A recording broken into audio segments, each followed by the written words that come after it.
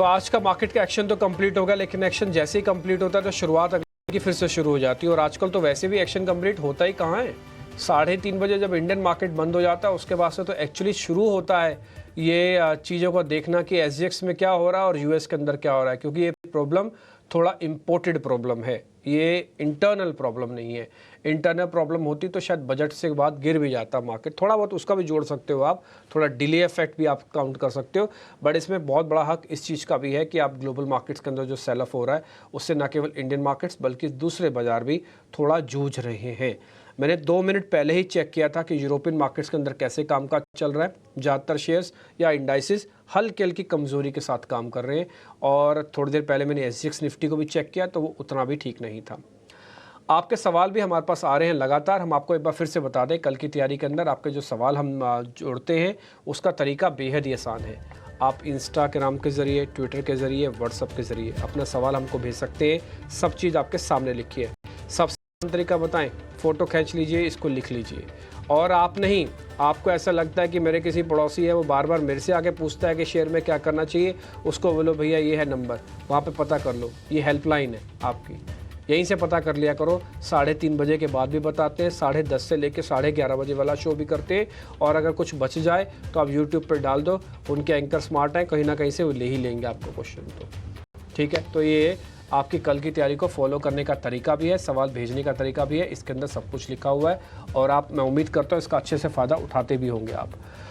Ventura securities के विनीत बोलिंजकर मेरे साथ जुड़ रहे हैं, जो आपको फंडामेंटल एनालिसिस, अच्छा मैं इनको फंडामेंटल थोड़ा कम मानता हूँ, मैं इनको थोड़ा फैक्चुअल एनालिस्ट ज़्यादा मानता हूँ। मेरा ऐसा मानना है कि विनीत बोलिंजकर मार्केट को बहुत अच्छे से रीड करते हैं। फंडा क्या क्या होता है ना, एक स्टांस होता है। मान लो एक बार की बैलेंस शीट इन्होंने देख ली तो वो बदलेंगे नहीं अपना स्टांस जब तक दूसरी बार की बैलेंस शीट नहीं देख लेते। लेकिन विनीत जी के साथ ऐसा नहीं है। विनीत जी के साथ क्या है भी, अगर बैलेंस शीट देखी हुई है, अगर कोई भी चीज़ आ गई है ना ख़राब, तो उसको उसी समय डिस्काउंट कर देते हैं। तो ये बहुत अच्छे एनालिस्ट की पहली पहचान होती है। और आदित्य अग्रवाल के साथ भी यही है, हाँ है तो हाँ है, ना है तो ना है। हम चाहे घुमा फिरा के कैसे भी क्वेश्चन पूछे, इनको समझ में आएगा तभी ये हाँ बोलेंगे, नहीं समझ में आएगा तो ना बोलेंगे। ये अच्छे और सुलझे हुए एनालिस्ट की पहली पहचान होती है। और आज मैं खुशकिस्मत हूँ, मैं इन दोनों मेहमानों का स्वागत कर रहा हूँ अपने शो में। आदित्य, बहुत बहुत शुक्रिया, थैंक यू वेरी मच, आपने टाइम निकाला। मैं समझ सकता हूँ मार्केट के अंदर उथल पुथल हो रही है, सबके पास थोड़ा समय कम है और चीज़ें थोड़ी उथल पुथल हुई पड़ी हैं, मैनेज करना पड़ता है, लेकिन आप दोनों ने हमारे लिए टाइम निकाला, इसके लिए बहुत बहुत शुक्रिया। विनीत सर, आपसे शुरू करें। आज भी मार्केट के पास जो एक गेन पाने का या अपनी गिरावट रोकने का जो एक मौका था, उसने थोड़ा खोसा दिया है। सर, आपका टेक क्या, आपका स्टांस क्या ओवरऑल मार्केट पे? ऐसे ही चलेगा कुछ दिन और? अपने को थोड़ा, अगर हम 1 महीने का प्राइस एक्शन देखेंगे प्योरली इंडेक्स पे, तो आपको दिखेगा कि बहुत वदगट काफी स्लो और स्टेडी थी। डिक्लाइंस भी काफी ज्यादा थे और ग्रेजुअली मार्केट ऊपर जाता था। ये प्योरली साइन होती है मार्केट में कंसोलिडेशन की, डिस्ट्रीब्यूशन की। और उसके बाद में जब मार्केट वर्टिकल फॉल से आता है, तब आप हाई प्रोबेबिलिटी के साथ कह सकते हैं कि जो पिछला जो मूवमेंट आया था, जो जून 4 से हुआ है टिल अगस्त जुलाई एंड, यानी लगभग 56 डेज का, ये मूव आपका 2 दिन में नहीं खत्म होने। और इसकी वजह भी 2-3 है कि ये जो मैक्रो जो शिफ्ट हो रहा है यूएस में, जहां से रोल बैक हो रहा है ट्रांजैक्शंस की related to the yen carry trade, उसका असर आपको इंटरकनेक्टेड ग्लोबल मार्केट में भी दिखेगा। बिकवाली आएगी इंडिया में, प्राइसिंग हमें लगेगा कि बॉटम हो रहा है, पर वो ना पहली साइन रहती है कि सेलिंग की। 2-3 जब तक अच्छे खासे सेलिंग नहीं होते, तब तक हम अनुमान नहीं लगा सकते कि बॉटम हो चुका है। तो अगर अपना लॉन्ग टर्म ट्रेंड इंटैक्ट है, तो हम 2 से ज्यादा, है ना, बाउट्स ऑफ सेलिंग नहीं देखते। तो यही अगर हम नजरिया रख के चले, हमें लगता है कि अगस्त महीना थोड़ा खराब हो सकता है। सितंबर तक आप देखोगे कि मार्केट थोड़ा कंसोलिडेट करेगा, और जैसे 15 सितंबर के आसपास हम पहुंचेंगे, तो तब आप देखोगे कि डिस्काउंटिंग ऑफ क्वार्टरली रिजल्ट चालू होगा। और हमने जो चैनल चेक्स किए थे prior to the Bangladesh event, वो सारे पॉजिटिव थे फॉर द इकोनॉमी। मतलब truck movement across companies, planting जो हम बोलते हैं फील्ड्स में, या आप जनरल कंजम्पशन ट्रेंड्स देखेंगे तो काफी पॉजिटिव हमारे चैनल्स। तो हमें लगता है कि Q2 Q1 से बेहतर प्रदर्शन करेगा और उसकी डिस्काउंटिंग आप देखोगे नेक्स्ट मंथ से चालू हो जाएगी। लेकिन हमें लगता है कि on the global market front totally everything is not hunky dory. ये यहाँ से खत्म नहीं होता है और वहां पे बहुत सारी मंदी आनी बाकी है, क्योंकि उनको उनके मैक्रो इश्यूज सुलझाने हैं, जैसे उनका फिजिकल डेफिसिट है, इंटरेस्ट बर्डन है। ये सारी चीजें यूएस में प्ले आउट होने बाकी है और उधर एक फाइनेंशियल रीसेट भी होना है with respect to their currency.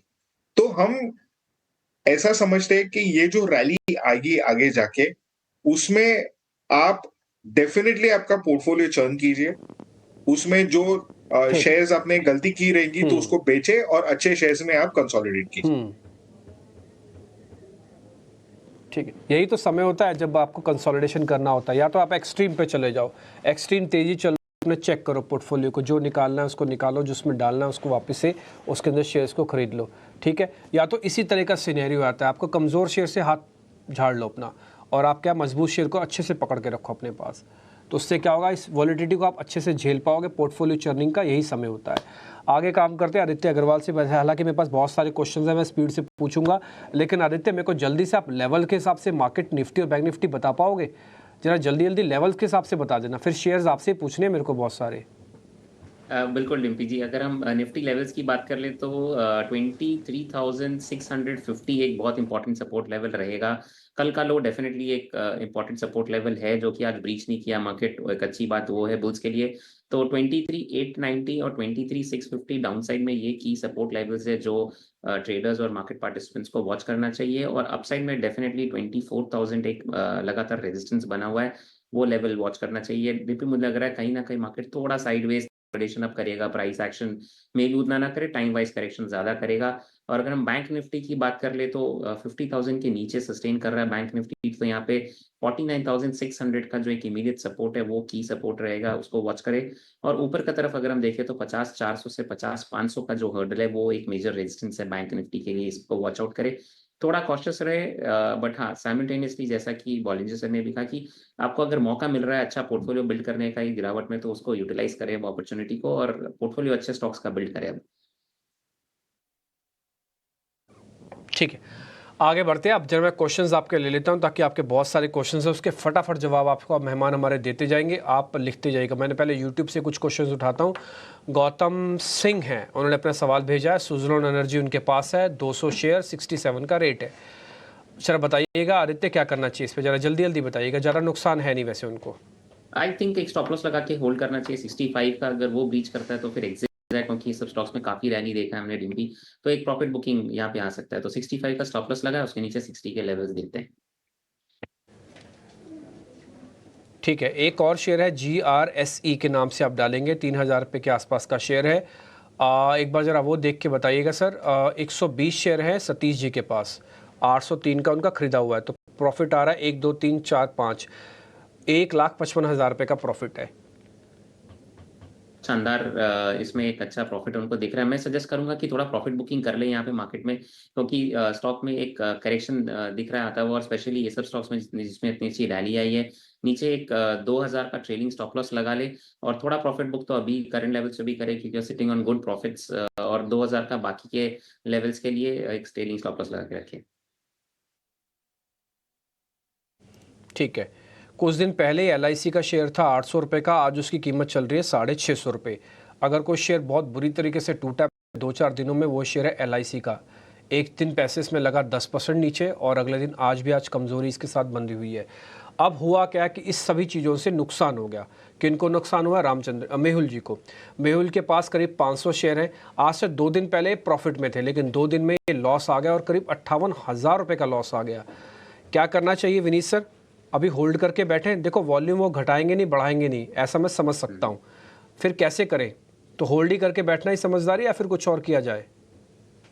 नहीं, हमें लगता है कि जैसे हमने कहा कि बेटर क्वालिटी ऑफ स्टॉक्स में इन्वेस्ट करें, निवेश करें। तो आपको मामूली सा नुकसान हो रहा है, अच्छा उनको काफी ठीक ठाक नुकसान हो रहा है, लेकिन हमें ये स्टॉक होल्ड करके रखना चाहिए, और अगर आपको रिबाउंड आता है अगले 2-3 दिन में, आप अच्छे क्वालिटी स्टॉक्स में आप निवेश कर सकते हैं। एलआईसी हाउसिंग की जगह आप पीएनबी हाउसिंग ले लो या कैनफिन होम्स ले लो। आपका हाउसिंग में एक्सपोज़र रहेगा और बेटर क्वालिटी ऑफ स्टॉक रहेगा with high growth. Vineet sir एक चीज़ बताइए, मेरे को ना शिफ्ट करना नहीं है, मेरे को पीएनबी और कैनरा में नहीं जाना है, मैंने थोड़ा सा मेरी अपनी स्टडी है, मैं एलआईसी के साथ ही रहना चाहता हूँ। कंपनी खराब है क्या, या रेट खराब नहीं है इनके कंपनी 750 नहीं, के? नहीं कुछ तो एक खराब कंपनी होगा ना, तभी आप कह रहे हैं शिफ्ट कर जाओ। नहीं, कंपनी बिल्कुल खराब नहीं है, पर आप देखोगे कि जब रिबाउंड आता है ना, ये स्टॉक धीरे से चलते हैं, स्लोअर चलते हैं, और इनकी डिस्काउंटिंग कम होती है जब भी मार्केट खराब हो जाता है तभी। तो आपका इरोजन इन प्रॉफिट होता है, जब ये रिबाउंड मारते हैं ना, इनको टाइम लगता है चलने में। तो अभी जब आपका अच्छा खासा नुकसान तो है नहीं, 10% हो रहा है इनको, लेकिन इनको देखिए अफोर्डेबल हाउसिंग स्पेस अच्छी तरह से परफॉर्म करेगा, बट जिस तरह से मैनेजमेंट है फ्लीट फुटेड ऑफ पीएनबी, या आप कैनफिन होम्स की बात करें, वो एलआईसी हाउसिंग से फार बेहतर मैनेजमेंट है, उनका ग्रोथ प्रोस्पेक्ट्स हायर है। तो आप आपके लॉसेस भी जल्दी रिकवर करोगे, और आपको फर्दर मुनाफे का भी फायदा होता रहेगा। ठीक है, मैं 1 मिनट के लिए आपकी बात को अगर मैं सही भी समझूं तो देखो, 750 के आसपास का है कैनफिन होम्स, करीब 700 रुपये का एलआईसी। आप मूव करना चाहो तो रेट टू रेट ही मूव हो जाएगा, और ज़्यादा लंबा चौड़ा फ़र्क नहीं आएगा। जो 58,000 रुपये का लॉस है रिकवरी करने पे आएगा। तो मैं सर की बात को अगर मैं मानूं कि मैनेजमेंट अगर अच्छा काम करती है तो शेयर के अंदर रिकवरी फास्ट होती है, वो फास्ट रिकवरी का बेनिफिशियरी हो सकता है कैनफिन होम्स। मैंने आपके लिए ये भी पता कर दिया कि कंपनी ख़राब नहीं है, तो ये कॉल अब आपको लेनी है। अगर आपको लगता है कि मेरे को इतनी जहमत नहीं उठानी तो कोई बात नहीं, अगर आपको लगता है कि नहीं थोड़ा बहुत एक्सपेरिमेंट मैं कर सकता हूँ, तो रेट टू रेट की मैच करती हुई कंपनी भाव के हिसाब से, हाँ बिजनेस के हिसाब से नहीं, भाव के हिसाब से कैनफिन होम्स भी है। आप इसको एक बार नज़र दौड़ा लीजिएगा।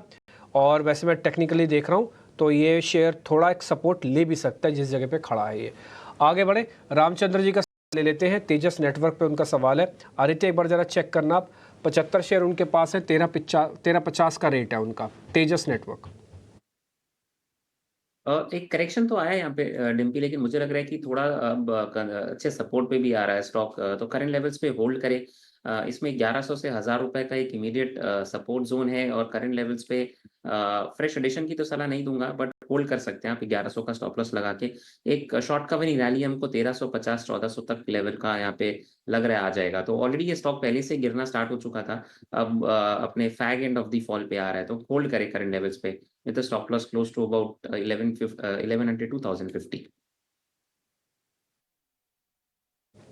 ठीक है, वैसे तो हमने इसे होल्ड की स्टैंपिंग लगा दी, लेकिन प्रोड्यूसर साहब आप थोड़ा सा और एग्रेसिव हो जाए कीजिएगा, इसका ना एक बैंड बनवा लो आप। मैं बताता हूँ उसका वजह क्या है। जब भी हम कोई चीज़ देखते हैं ना तो ऑडियो और वीडियो का इम्पैक्ट आता है और हमारे ना दिमाग में छप जाता है, इसलिए साइंटिफिकली प्रूव है AV होना चाहिए, ऑडियो और वीडियो। हमने होल्ड की स्टैंप तो मार दी, लेकिन हम स्टॉप लॉस नहीं बता पा रहे छपा हुआ, वो सिर्फ मेरे कान में गया, मैं भूल जाऊँगा। तो एक काम आप छोटा सा कर लो, एक्सपर्ट्स का नाम आपको पता है, उनका नाम ऊपर लिखने देना, बस नीचे स्टॉप लॉस और टारगेट लिख देना। वो सामने सामने बोलते हैं, आप इतनी स्पीड से मारते हो, फटाफट से स्टॉप लॉस और टारगेट लगा दोगे ना तो छप जाएगा। तो लिखतम और वक्तम दोनों काम हो जाएंगे। ठीक है सर, अगली बार जब भी कल का बाजार आप देखेंगे तो लिखतम और वक्तम रजिस्ट्री हो जाएगी सारी, पक्का काम हो जाएगा। जय यादव का सवाल ले लेते हैं। IOC उनके पास है 133 रुपये का शायद खरीदा, या 133 शेयर है, 133 शेयर है, 178 का खरीदा हुआ है। एक बार आपका विनीत सर इस पर एक टेक चाहिए। देखो सर, IOC वगैरह है तो गवर्नमेंट रेगुलेटेड ही कंपनी एक किस्म से, भले इनकी प्राइसिंग का हो गया जो भी मैटर है, लेकिन आज भी गवर्नमेंट के ही फैसलों से फ़र्क पड़ता है इन सब में, IOC वो BPCL वगैरह में। सर आपका टेक, नुकसान नहीं है, 1500 रुपये गए हैं बस। निश्चिंत रहिए, स्टॉक में होल्ड कीजिए, अगली तेजी जब आएगी तभी ये सारा जो सेक्टर है ऑयल कंपनीज का, ONGC, सब रिफाइनिंग कंपनी, HPPP, IOC री रेट होने वाले हैं। तो आप इसमें लो वैल्यू स्टॉक्स है, इनकी पी भी काफी कम है, high dividend paying growth stocks है। तो आपको नेक्स्ट तेजी में आप देखोगे कि एनर्जी पोर्टफोलियो आपका चकाचौंध रहने वाला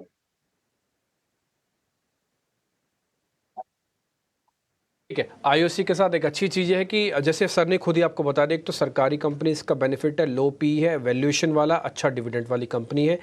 मैं इसमें सिर्फ एक ही पॉइंट जोड़ना चाहता हूँ, आप इनको ना अपने पोर्टफोलियो में रखो, लेकिन इतना मत रखो कि ये सारे पोर्टफोलियो के ऊपर नीचे करने की कैपेसिटी रखे। ये वैसा ही रखो कि मान लो आपकी प्लेट में अगर 6 सब्जियाँ हैं तो एक सब्जी भले ये रख लो आप, तो 5 सब्जियाँ कुछ और भी रखना, सारा ये मत रख देना। लेकिन इन शेयर से हाथ भी मत उठाना। आईओसी, बीपीसीएल, एचपीसीएल तीनों ही हो गई। तो ऑलमोस्ट यही बात आपको विनीत सर ने कही है, तो हमने छोटा सा एग्जांपल के जरिए आपके साथ एक पॉइंट क्लियर कर दिया। आगे बढ़े, अब हम जरा वीआईपी शेयर की तरफ बढ़ रहे हैं। तो आदित्य अग्रवाल का पहला वीआईपी शेयर आपके सामने रखेंगे।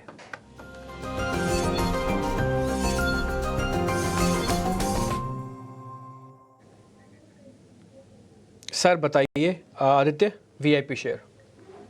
दिल्ली पहला स्टॉक बीकाची फूड्स का रहेगा। स्टॉक एक बहुत शानदार कंसोलिडेशन फेज से ब्रेकआउट करने के लिए रेडी हो रहा है। हमने एक बड़ा अप मूव देखा, उसके बाद कंसोलिडेशन फेज देखा, और अच्छे ऐसे ट्रेडिंग सेशन पे भी आज अच्छे वॉल्यूम्स के साथ स्टॉक ऊपर था। तो करंट लेवल्स पे खरीदारी की सलाह रहेगी।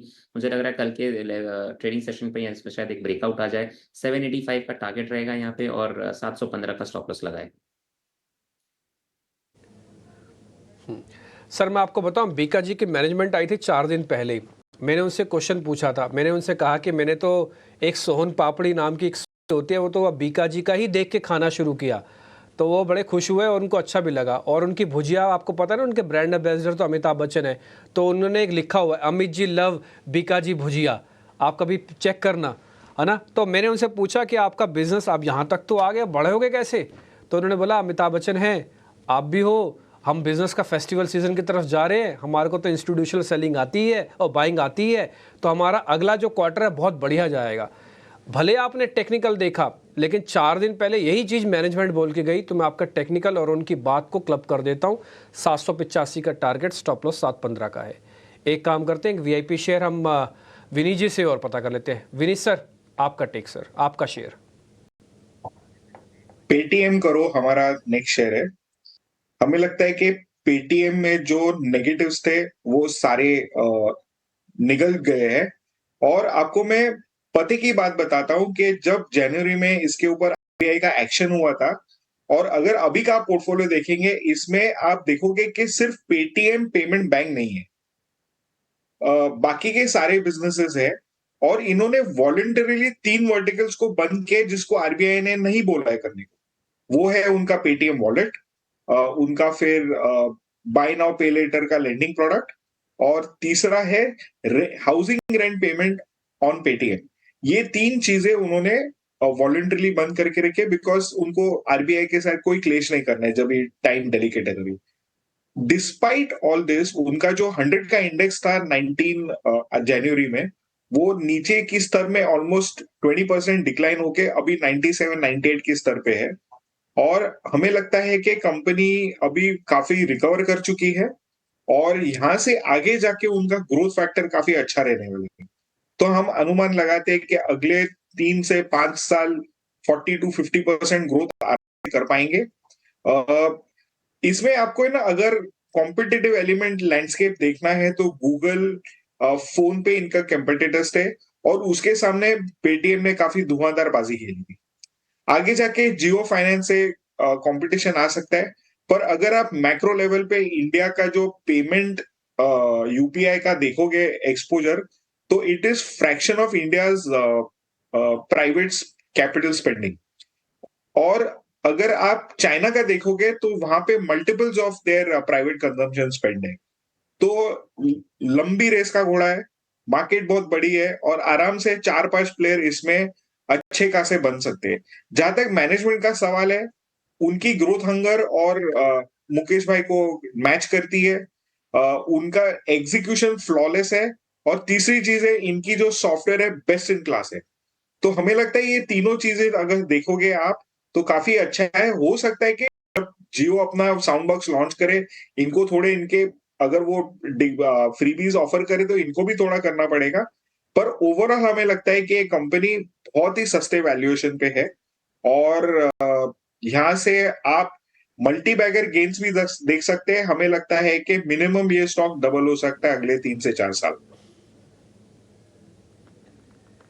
नहीं, बिल्कुल डबल हो सकता है। शेयर जब आधा हो सकता है और आधे का भी आधा हो सकता है तो फिर डबल क्यों नहीं हो सकता? ये शेयर 2100 का आया था, उसका आधा हुआ 11-1200, उसका आधा हुआ 500। अबे 500 वाला शेयर 1000 क्यों नहीं हो सकता? हो सकता है। जब ऊपर से टूट के आधे हो सकते हैं, उसका भी आधा हो सकता है, तो डबल होने के चांसेस भी हैं। आपके रिसर्च काबिल तारीफ है सर। विनीत सर बहुत शुक्रिया, थैंक यू वेरी मच। 12 महीने में आप 1000 रुपये का टारगेट दे रहे हैं पेटीएम पे।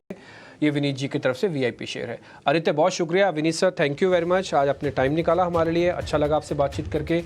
आप हमारे शो में आते रहिएगा और एक क्लोजिंग वाले नहीं सर, लाइव मार्केट में भी आइए।